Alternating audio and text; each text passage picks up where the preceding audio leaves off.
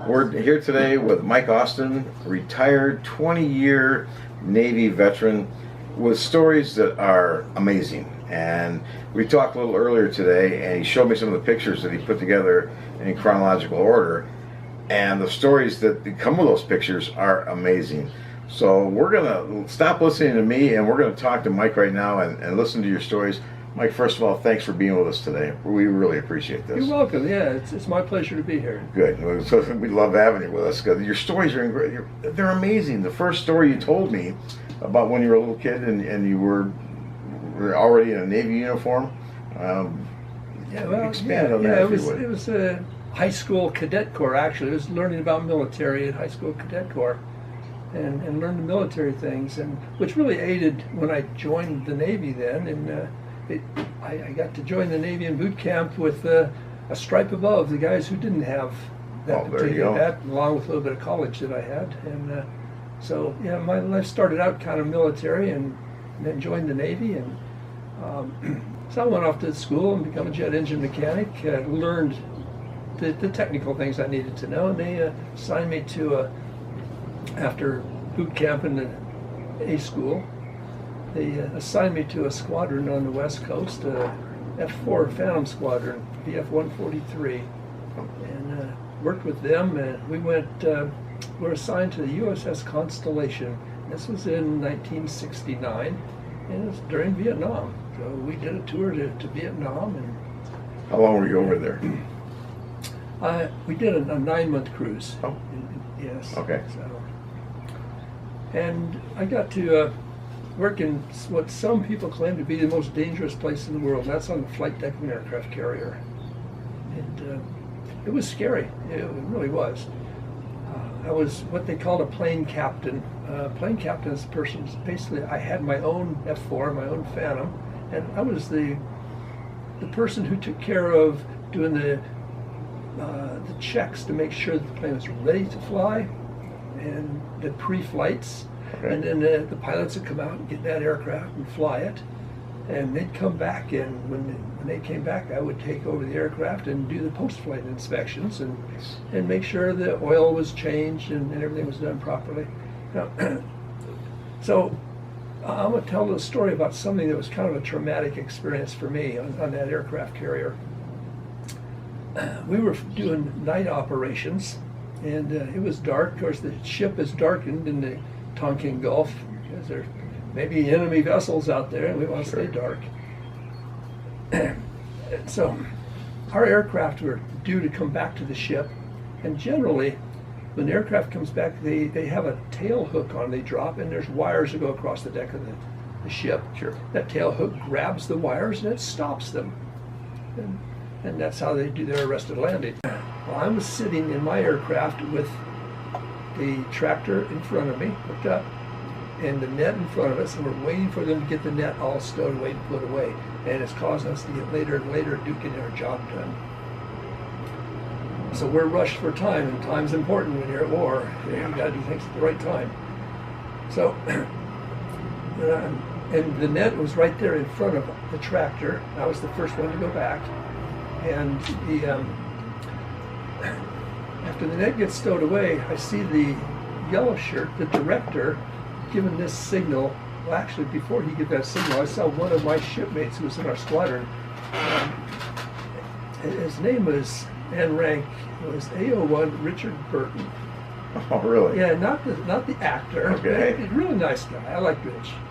So he was an ordnanceman, and one of his jobs is to go underneath the aircraft and ensure that the proper pins are in place in the ordnance. In other words, there's a pin they put in for the rockets and the missiles and various things that are in the aircraft. And the time to do that is after the aircraft is parked and in place, and the wheels are chalked so it doesn't move and it's all chained down to the deck. Then they go in there and they place all the proper pins in and secure it. And we were running low on time because we're professionals. We're working on a dangerous area and everything, and things have to happen. He went under the aircraft to do it while we were waiting to get moved. And he looked up in the cockpit and said, "Hi, Mike." And so I knew he was under the aircraft. And he's, I'm pinning the ordnance. Okay. And then I kind of dismissed that in my mind for whatever reason. I don't know why, but I knew he was under there.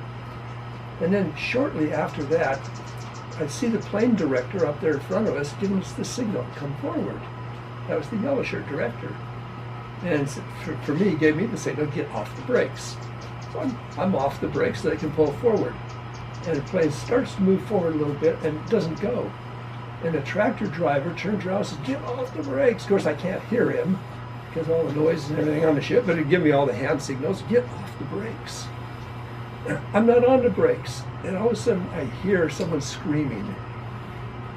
Oh, no. And I hit my brakes because we're not moving. And it was our ordnanceman, Richard Burton. He was under the aircraft. We're trying to move it. The main mount on the starboard side of the aircraft knocked him down somehow or another and ran over his leg and smashed his leg into the deck. I sat there and listened to Richard scream until I think he passed out. Wow. After that, I can't remember exactly, because this was a little years ago, this was back in 1969. Sure. I can't remember exactly what happened. I think, I remember a lot of people come running, and probably the corpsmen and hospital people, on the ship and to take care of things. I believe I stayed in the aircraft. I don't think another plane captain came and relieved me, but I think I stayed in the aircraft after it was all taken care of. We went back and put the aircraft on where it belonged, which Sure. of course, now all of this run us even farther behind on the schedule.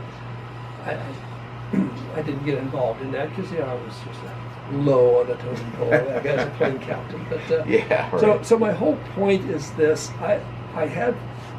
It was a traumatic experience for me for knowing someone was under my aircraft and I allowed it to be moved. That was a problem for me. I had trouble dealing with that mentally. Was it all my fault?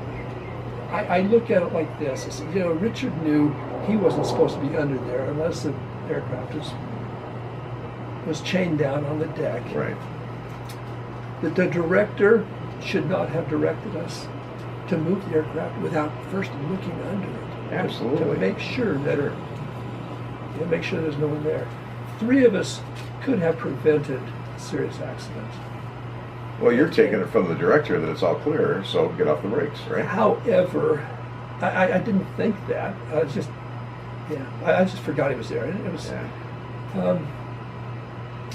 So that was the last night I worked on a flight deck.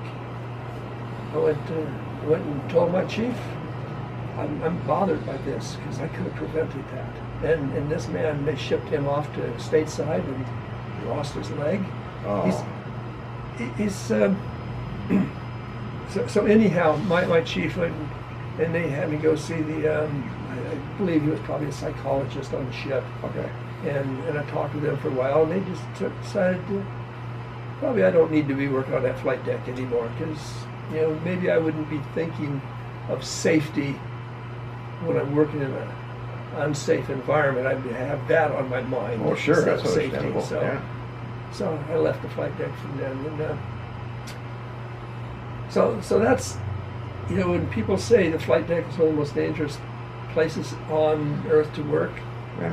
I agree. It is. Yeah. It's very dangerous.